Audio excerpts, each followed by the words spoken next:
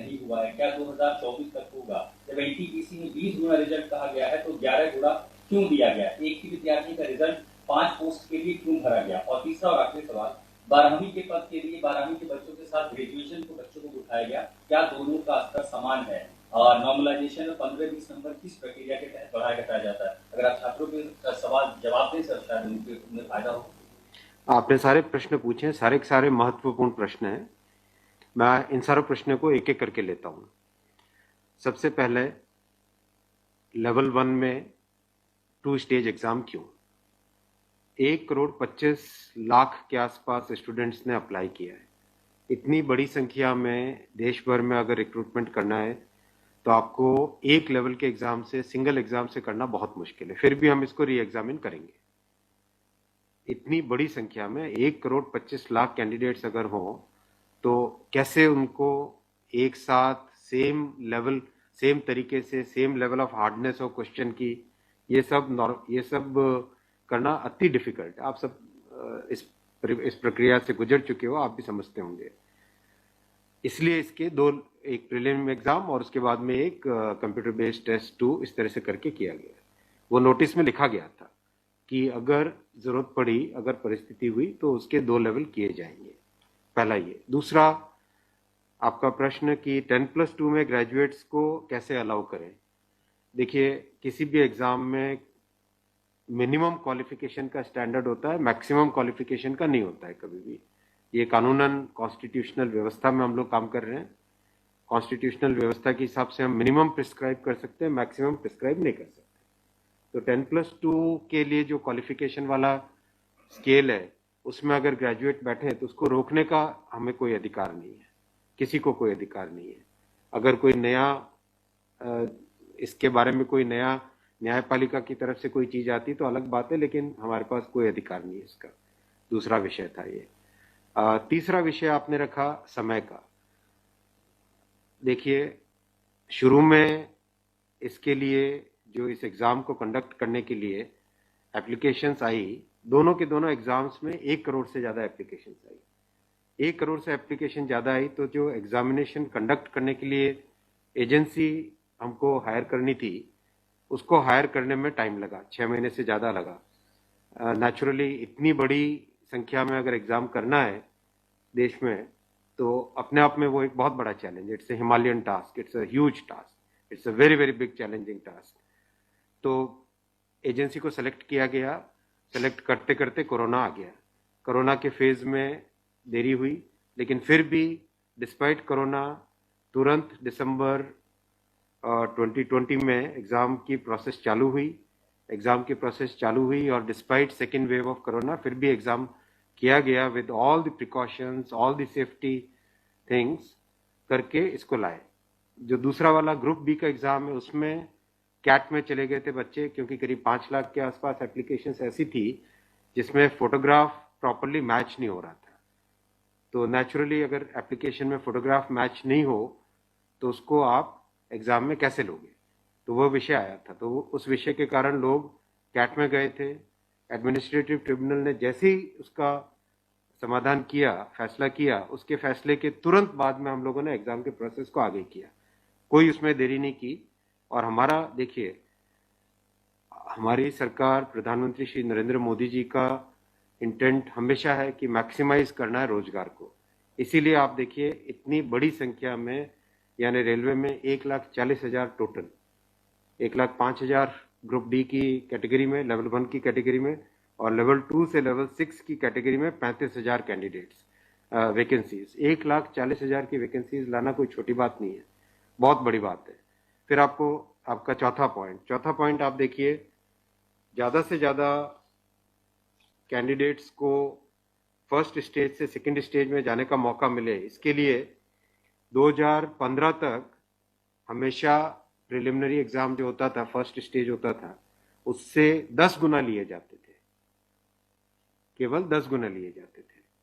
2015 के बाद में पहले ही संख्या बढ़ा के 15 गुना कर दी गई, जिससे कि ज्यादा से ज्यादा कैंडिडेट्स को मेन एग्जाम के लिए जाने का मौका मिले। और 2019 में इस संख्या को 20 गुना किया गया ताकि ज्यादा से ज्यादा लोगों को अवसर मिले। ज़्यादा से ज़्यादा लोगों, क्योंकि फर्स्ट स्टेज जो प्रिलिमिनरी एग्ज़ाम इतना बड़ा नंबर है कि उस नंबर में हो सकता है कुछ बाय चांस उस दिन तबीयत ठीक नहीं हो, कोई दूसरा कारण हो, समय पे पहुंच नहीं पाए, कोई भी कारण से मिस कर गया, तो मैक्सिमम लोगों को हमें चांस देने का इंटेंट है। इसी इंटेंट के कारण 20 गुना किया गया। जो 10 गुना था 2015 से पहले, उसको 20 गुना किया गया 2019 में।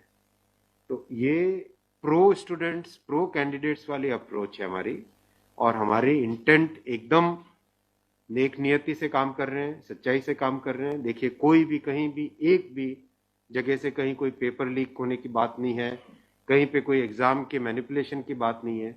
जो आज सिर्फ मुद्दा है, मुद्दा सिर्फ इतना है कि शॉर्टलिस्ट कैंडिडेट्स कितने किए जाए, यही मुद्दा है। इस मुद्दे को सॉल्व करेंगे, इसको भी हम बहुत सेंसिटिवली सॉल्व करेंगे। हमारे लिए छात्र हमारे साथी हैं, हमारे भाई हैं, हमारी बहनें जो एग्जाम दे रहे हैं, तो हमारे लिए बहुत इंपॉर्टेंट है, हम इसको बहुत सेंसिटिवली हैंडल करेंगे। तस्वीर और दिखाई पड़ी बच्चों को लाठीचार्ज, कल रात को आपने देखा, अगर तस्वीरें दिखाई हो हॉस्टल में घुस, मैं आपको इतना बताना चाहूंगा कि जो लोग किसी भी अपनी खुद की संपत्ति को अगर जलाते हैं, खुद की संपत्ति पे अगर अटैक करते हैं, उसको डिस्ट्रॉय करने की कोशिश करते हैं, तो उसमें जो प्रक्रिया पुलिस की होती है वो होनी, अगर हुई है, मेरी बात आप इसमें स्पष्ट रखिए कि मैं छात्रों को कह रहा हूं कि आपकी संपत्ति है, आप अपनी संपत्ति को जलाने के लिए क्यों बाहर निकले।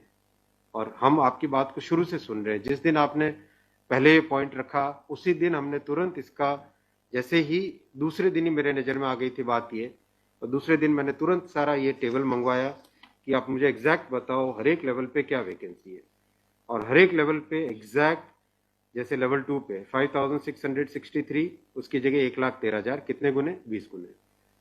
लेवल 3 पे 4,940, उसके अगेंस्ट कितने शॉर्टलिस्टेड? 98,833, 20 गुने। तो जो नोटिस के अंदर प्रक्रिया एग्जैक्टली उसके हिसाब से किया है, हर एक पे, level 2, level 3, level 4, level 5, level 6, हर एक पे एग्जैक्टली 20 टाइम्स किया गया है।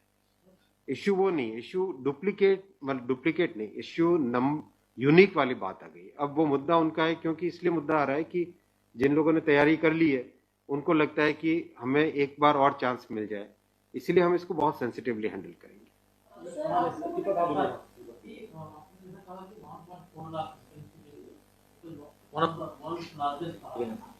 As of now, how many recruitment has happened, and by when all these things will be done? Because it was announced. यही तो रिक्रूटमेंट चल रहा है। देखो, इतना मैसिव, मैं आपको पूछूं कि वर्ल्ड का सबसे बड़ा एग्जाम कौन सा है?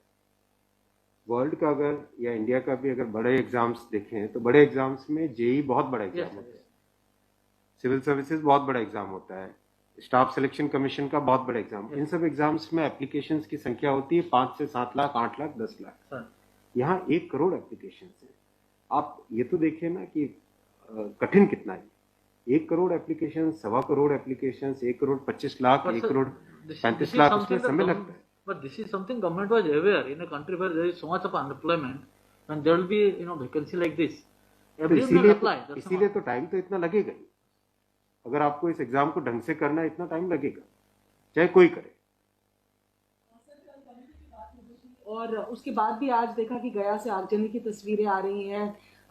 क्या ये कन्वे नहीं हो पा रहा है? कहाँ पर ये लैक ऑफ कम्युनिकेशन आपको लग रहा है, या मैटर पॉलिटिसाइज हो चुका है? नहीं, कुछ लोग इसका गलत फायदा उठा रहे हैं, और मैं उनसे भी निवेदन करूंगा कि छात्रों को भ्रमित न करें, कोई गलत इसका उपयोग न करें। ये छात्रों का मामला है, ये देश का मामला है, इसको हमें सेंसिटिवली हैंडल करना चाहिए, और इसमें हर तरीके से संवेदनशीलता के साथ इस मामले को लेना चाहिए। सर, कुछ छात्रों के ऊपर FIR भी दर्ज हुई है, कुछ पुलिस के स्टडी में भी अभी के समय में है, ऐसी खबरें आ रही हैं।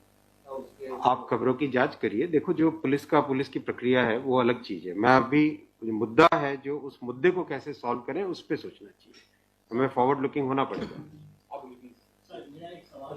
जिन राज्यों में हिंसा की खबरें या फिर जो रेल रोकने का जो मूवमेंट चल रहा है, ट्रैक पे स्टूडेंट बैठे हैं, क्या उन राज्यों के मुख्यमंत्री से आपकी बात हुई है, और क्या कुछ आप लोग की संदर्भ में की कैसे? बिल्कुल, सब जगह लॉ एंड ऑर्डर स्टेट का जो रोल होता है, राज्यों के मुख्यमंत्रियों ने भी बहुत संवेदनशीलता के साथ काम किया है, और हम भी कॉन्स्टेंटली टच में हैं, कंटिन्यूसली टच में हैं। और जो आज कमेटी की बात भी सबके पास जा चुकी है ऑलरेडी, और मेरे ख्याल से ज़्यादातर जगह से स्टूडेंट्स ने इस विषय को स्वीकार भी किया है। और मैं अभी भी रिक्वेस्ट करूंगा एक बार फिर सारे स्टूडेंट बंधुओं को, छात्रों को, कैंडिडेट्स को कि आप प्लीज अपनी ग्रीवेंसेस को, अपने पॉइंट को, अपने कंसर्न को, अपने विषय को, अपने मुद्दे को फॉर्मली रखिए। हम इसको एकदम संवेदनशीलता के साथ टैकल करेंगे।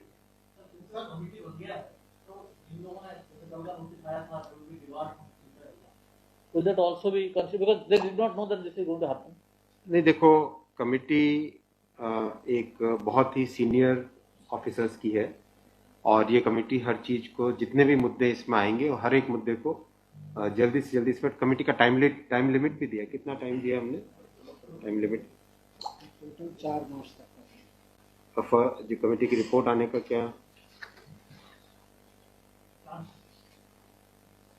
मतलब, जल्दी से जल्दी हमारा एम है कि इस मुद्दे को बिल्कुल भी डिले न करके जल्दी से जल्दी सॉल्व करें।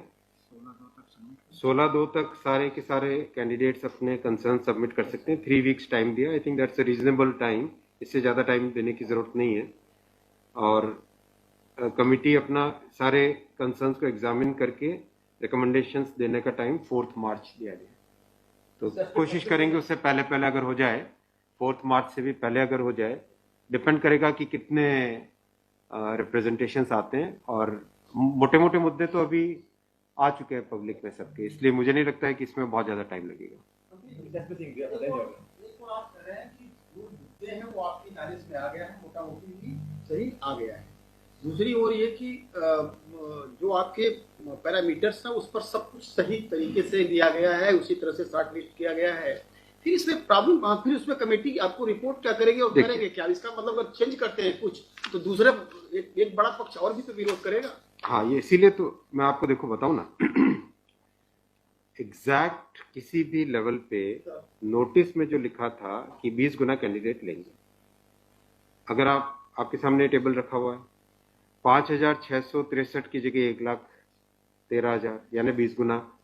4,940 के लेवल 3 में 98,833 20 गुना।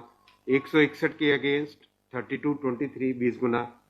17,393 347 3,47,676 20 गुना।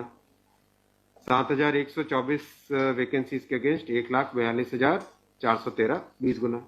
एग्जैक्ट 20 गुना है हर एक लेवल का। अब स्टूडेंट्स क्या कह रहे हैं कि जिन कैंडिडेट्स ने एक से ज्यादा लेवल में क्वालिफाई कर दिया है, राइट जी, उसके कारण सपोज मान लीजिए लेवल 3 में जो लेवल 5 का कैंडिडेट है वो भी क्वालिफाई हो गया है जी, तो वो लेवल 3 में कोई एक कैंडिडेट को जो क्वालिफाई नहीं हुआ है, उसे लगता है कि अगर उसको यूनिक के हिसाब से काउंट करते तो शायद उसको भी एक मौका मिल जाता मेन एग्जाम देने का। बराबर है, ये मुद्दा है, मुद्दा ही है।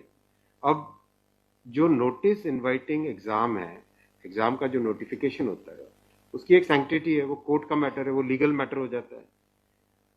एग्जैक्टली उसके हिसाब से किया गया एग्जाम का, एग्जाम को उसी हिसाब से कंडक्ट किया गया, उसी हिसाब से शॉर्टलिस्टिंग की गई।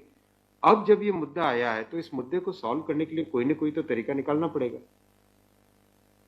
राइट? तो आपका जो प्रश्न है, आपका प्रश्न वैलिड है कि क्यों है। आपके सामने डेटा सामने रखे हुए हैं, डेटा आप सबके सामने है, बिल्कुल एग्जैक्ट डेटा है कोई, और ये डेटा हमने पहले दिन ही दे दिया था। जो टर्म कंडीशंस ऑलरेडी जब पब्लिसाइज किया जाता है, कोई पोस्ट होती है तो उसके लिए टर्म कंडीशंस ऑलरेडी पहले से घोषित होता है, उसके आधार पर ही ये सब कुछ किया गया होगा। हाँ बिल्कुल। फिर एक कमेटी या आपको कुछ रास्ता आप नहीं दिख रहा है क्या? ये जो कमेटी रिपोर्ट देगी क्या उसके अगेंस्ट देगी जो आपके टर्म कंडीशंस पहले वाले थे? बात वही है ना कि आपकी बात, तो फिर लोग कोर्ट जाएंगे। हाँ, बात वही होगा जो नहीं, अपने को तरीका ऐसा सॉल्व करना पड़ेगा, कोई तो ऐसा तरीका निकालना पड़ेगा जिससे कि जो लोग शॉर्टलिस्ट हुए हैं उनका भी करियर इफेक्ट ना हो, उनके प्रोस्पेक्ट्स भी कमजोर ना हो, और जो लोगों की ग्रीवेंस है उस ग्रीवेंस को तो एड्रेस करना पड़ेगा ना। छात्रों का मुद्दा है और लोगों ने अगर ग्रीवेंस रेज की है तो हमारी ड्यूटी है कि उसको हमें एड्रेस तो करना पड़ेगा ना। लेकिन आप देख रहे हैं आपके सामने ये टेबल है, एग्जैक्ट हर एक लेवल पे 20 टाइम्स है एग्जैक्ट। ये आप टेबल आप सब लोग देख लीजिए। और ये हमने जैसे ही शॉर्ट लिस्टिंग हुई, कुछ लोगों ने मुद्दा उठाया, तुरंत मैंने आरआरबीज को क्लियर बोला था कि ये एग्जाम हमारी तरफ से एकदम ट्रांसपेरेंटली होना चाहिए और हर जगह एग्जैक्ट ये सब नंबर्स रखे गए।